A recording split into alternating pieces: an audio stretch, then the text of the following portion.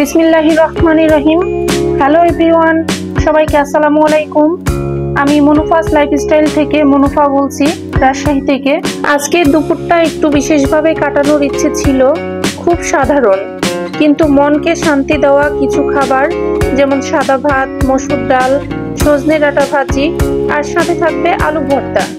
এই খাবারগুলো যেমন আমাদের শিকড়ের সাথে জড়িত, ঠিক তেমনি ভালোবাসায় ভরা। তো চলুন শুরু করি আজকের এই ঘরোয়া দুপুরের রেসিপি জার্নি। তো শুরুতেই আপনারা দেখতে পেয়েছেন অলরেডি আমি সাদা ভাত উঠিয়ে দিয়েছি রাইস কুকারে, এবং তার উপরে বেশ কিছু আলু সেদ্ধ করার জন্য দিয়ে দিয়েছি। আর এদিকে অফ ক্যামেরায় আমি সজনে ডাঁটা আলু দিয়ে সিদ্ধ করে নিয়েছি, সেটাই এখন বাগার দেব। আর এই যে বাগার দেওয়ার জন্য আমি এখানে পেঁয়াজ কুচি নিয়েছি, রসুন নিয়েছি, আর কয়েকটি কাঁচামরিচ, তাতে পরিমাণ মতো তেল দিয়ে দিয়েছি।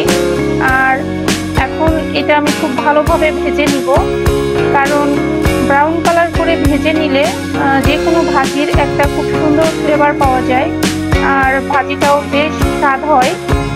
যেটা কিনা আমরা প্রায় সবাই জানি, যে কোনো সবজি বলেন বা যে কোনো তরকারি বাগার দিতে গেলে পেঁয়াজটা যদি একটু লাল লাল করে ভেজে নেওয়া হয়, তাহলে কিন্তু তার স্বাদ দ্বিগুণ হয়ে যায়। তো এই যে আমি একটু তার পাশাপাশি ব্রাউন কালার হয়ে এসেছে পেঁয়াজ, সেখানে কিন্তু আমি কয়েকটি গোটা জিরে দিয়ে দিয়েছি। তারপরে আরেকটু খুব ভালোভাবে নাড়াচাড়া করে নিলাম। তো আপনারা দেখতে পাচ্ছেন এই সময় গ্যাসের ভলিউম কিন্তু আমি লো হিটে রেখেছি। তারপরে যখন পেঁয়াজগুলো খুব ভালোভাবে ভাজা হয়ে গিয়েছে, তখন কিন্তু আমি সিদ্ধ করে রাখা যে সজনে ডাঁটাগুলো সম্পূর্ণ আমি সেই বাগারের মধ্যে দিয়ে দিলাম। তারপরে খুব ভালোভাবে নাড়াচাড়া করে নিব। তারপর আপনারা দেখতে পাচ্ছেন আমি সবগুলো কিন্তু খুব ভালোভাবে মিশিয়ে নিচ্ছি। আর চুলার তাপটা কিন্তু আমি লো হিটে রেখেছি, কারণ এই সময়টা যেহেতু আমার তরকারিটা পুরোটা সিদ্ধ করা, তাই আমার লো হিটে রাখতেই হবে, হাই হিটের কোনো প্রয়োজন নেই। তো এখন আমি খুব ভালোভাবে নাড়াচাড়া করে নিব, যতক্ষণ না পর্যন্ত ভাজিটা সম্পূর্ণ না হয় ততক্ষণ পর্যন্ত আমি একটু নাড়াচাড়া করে নিব। আর ভাজিটা হয়ে গেলে অলরেডি বুঝতেই পারা যাবে যে ভাজিটা হয়ে গিয়েছে। তো আপনারা দেখতে পাচ্ছেন আমি সম্পূর্ণ ভাজিটা খুব ভালোভাবে নাড়াচাড়া করে নিয়েছি। তারপরে আমি ভাবলাম যে একটু ঢাকনা দিয়ে ঢেকে রাখলে খুব ভালো হবে, সেজন্য লো হিটে রাখা আছে, আমি ঢাকনা দিয়ে ঢেকে দিলাম।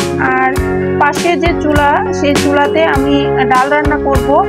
তো আগের দিনে আমি যেহেতু দেরি হবে দুপুরে রান্না করতে, সেই জন্য আমি আগের দিনে ডাল সিদ্ধ করে রেখে দিয়েছিলাম।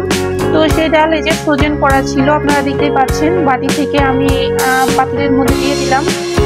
আর এখন আমি একটা ডাল গুটানোর সাহায্যে আমি ডালগুলো সম্পূর্ণ পেস্ট করে নিচ্ছি। আসলে আমি যখন ভয়েস দিই, আজকে ভয়েস দিতে আমার রাত হয়ে গিয়েছে।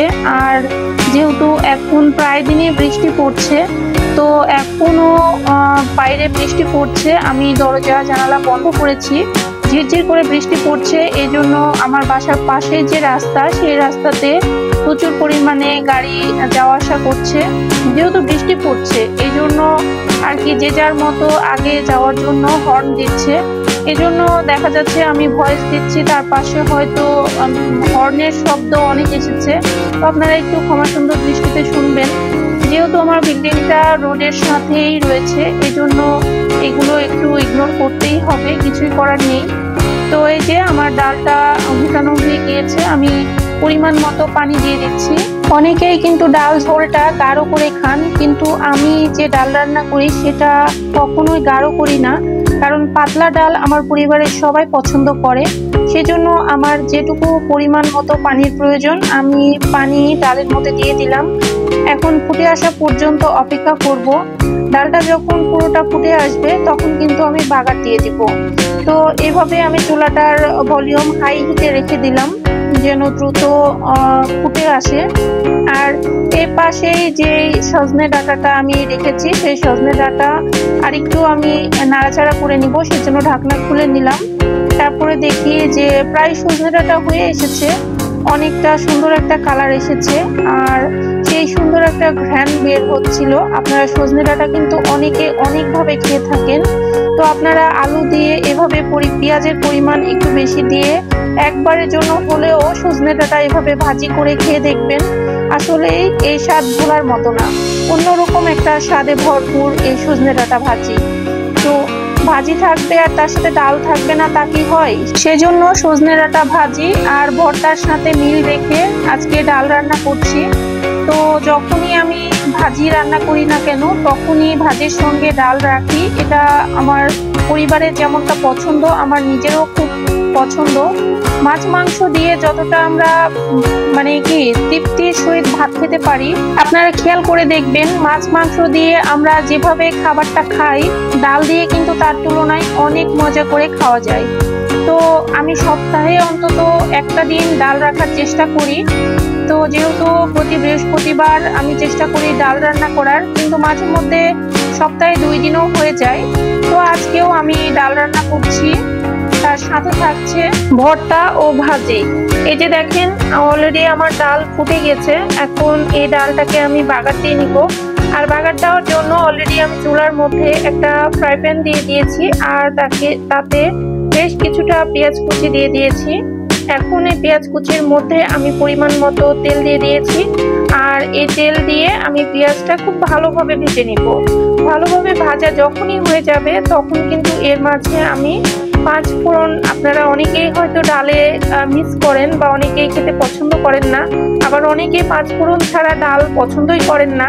তো আমার ক্ষেত্রেও সেরকমটাই ব্যাপার। 5 ফোড়ন ছাড়া ডাল যেন একেবারেই স্বাদবিহীন আমার কাছে মনে হয়। তো এই যে আমার পেঁয়াজ অনেকটা ব্রাউন কালার হয়ে এসেছে, তখনই কিন্তু আমি 5 ফোড়ন দিয়ে দিলাম পরিমাণ মতো। তো 5 ফোড়ন দিয়ে দেওয়ার পরেই কিন্তু আমি পেঁয়াজগুলো আরেকটু নাড়াচাড়া করে নিচ্ছি, খুব ভালোভাবে লাল লাল করে ভেজে নিচ্ছি। আসলে ডাল যখন রান্না করবেন, পেঁয়াজটা একটু ভালো করে ভেজে নিলে হয় কি, ডালের ফ্লেভারটা খুব সুন্দর একটা আসে। তো আমার ডাল যেহেতু ফুটে গেছে, আমি দেখেন ডালটা খুব ভালোভাবে বাগার দিয়ে নিচ্ছি। তো আপনারা অনেকে হয়তো অনেকভাবে রান্না করেন, তো আমি যেভাবে রান্না করি সেটাই কিন্তু আমি আপনাদের মাঝে শেয়ার করি। তো আমার রান্নার মাঝে বা কথার মাঝে যদি কোনো ভুল ত্রুটি থাকে, ক্ষমা সুন্দর দৃষ্টিতে শুনবেন বা দেখবেন। তো যারা ভিডিওটি দেখার জন্য ক্লিক করেছেন এবং দেখতে দেখতে এই পর্যায়ে চলে এসেছেন, কিন্তু একটা ছোট্ট লাইক দিতে ভুলে গিয়েছেন, তারা প্লিজ ভিডিওটিতে একটা লাইক দিয়ে কন্টিনিউ করেন। শুরু থেকে শেষ পর্যন্ত ফুল ওয়াচ করবেন। আশা করি আপনারা যে রেসিপিগুলো আমি শেয়ার করছি, সেগুলো থেকে কিছু না কিছু আর কি বেনিফিট পেতে পারেন, উপকৃত হতে পারেন। তো এই যে দেখেন আমার ডাল অলরেডি বাগার দেওয়া শেষ। দেখেন মাশাআল্লাহ ডালের কালারটাও খুব ভালো এসেছে। তো আপনাদের দেখার সুবিধার্থে আমি এই যে ডালগুলো তুলে দেখিয়ে দিচ্ছি। ডালটা আমি এরকম পাতলা রাখি। ডাল ঝোলটা একটু পাতলা থাকলে সেটা কিন্তু শরীরের জন্য কতটা উপকার আমরা প্রায় কম বেশি সবাই জানি। তো আমার ভাতও হয়ে গিয়েছে। তো ভাতের উপরে রাইস কুকারে ভাত রান্না বসিয়েছিলাম, তার উপরে যে আমি আলু ভর্তা করার জন্য দিয়েছিলাম, তো সেগুলো সিদ্ধ হয়ে গিয়েছে। তো ভর্তা করার জন্য পুরোটা প্রসেস আমি করে নিচ্ছি। আসলে একটা দুপুর কখনোই পরিপূর্ণ হয় না যদি না থাকে গরম ভাতে আলু ভর্তা, সিদ্ধ আলু, পেঁয়াজ, সরিষার তেল আর নুন। এই সবগুলো উপকরণ এমন যে কি জাদু আছে জানি না, কিন্তু খেতেই যেন মন ভালো হয়ে যায়। প্রতিটি মেখে নেওয়া টুকরা যেন এক একটা স্মৃতি। তো যাই হোক, আপনারা দেখতে পাচ্ছেন এখানে আমি পরিমাণ মতো পেঁয়াজ কেটে নিয়েছি। আর আমি ভর্তাটা শুকনো মরিচ দিয়ে করবো না, যদিও শুকনো মরিচ দিয়ে ভর্তা করলে অনেক টেস্টি হয়, কিন্তু আমি শুকনো মরিচ দিয়ে ভর্তা করব না, আমি কাঁচা মরিচ দিয়ে ভর্তা করব।